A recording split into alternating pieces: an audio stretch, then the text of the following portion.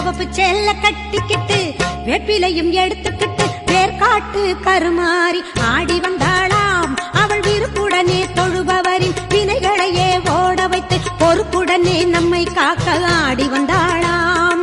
மாரியம்மா கருமாரியம்மா, மாரியம்மா கருமாரியம்மா.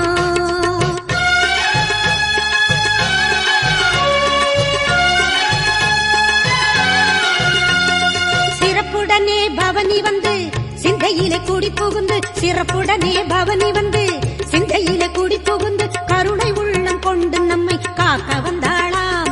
அவ மரகதத்தில் திலகமிட்டு மறு கொழுந்து மலரெடுத்து, மரகதத்தில் திலகமிட்டு மறு கொழுந்து மலரெடுத்து சிரத்தினிலே சூடிக்கொண்டு பவனி வந்தாளாம்.